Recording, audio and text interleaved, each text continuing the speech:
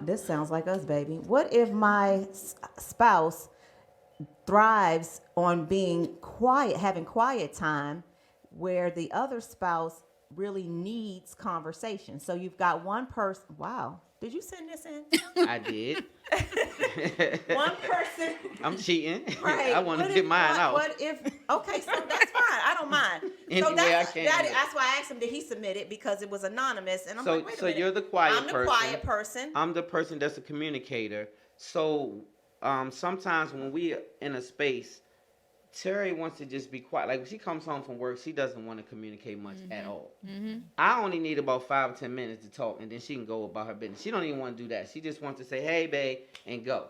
But And what we so- have done, we've met in the middle, and I give him that 5 to 10 minutes or whatever my husband needs, and then I go take my time. But the reason why I can relate to this person's questions, whoever it is, I can relate 1,000%, because we talk a lot. Stan and I talk about fulfilling the other person's needs, right? Well, what about when your needs are different? Like, I really do have a need, a desire. Like, it feeds me to just have quiet time by myself, even if it's 20 minutes on the toilet in the bathroom. I ain't doing nothing but sitting there reading my mail or doing whatever I want to do.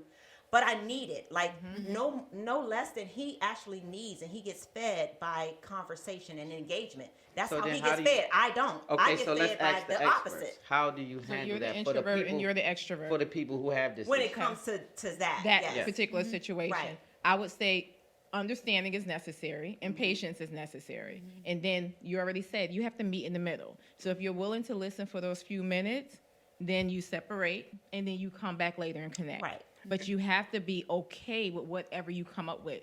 I would just make sure you talk about it. Right. The plan has to be a mutual discussion. It cannot just be like, I'm gonna do my own thing and they'll figure out what I'm Right. doing in this moment. Right, Or but they'll one get person over it. can't spend all their time fulfilling the other person's needs. No. Right. Because It then has to this be a person is mutual. suffering. No. It's like, Yeah. I actually need some quiet. I actually need that, and I'm not getting it. Mm-hmm. And we were that way. We're not that way now. We're much better now, doing meeting in the middle. But we really do have different needs. He needs Mm-hmm. that communication and engagement to be fed, and for me, I don't. I need the opposite, and I feel like I'm being fed when I get Mm-hmm. And for nothing. you, it's the So, energy release. It's the 'cause energy. You have to get it It's out. Energy. So Yeah. then, how do you meet in the middle in that situation? Even though she sometimes will give me a little time, it's still sometimes it doesn't really feel genuine because you know that they're doing it because they know that you need it, so to speak. But that's okay.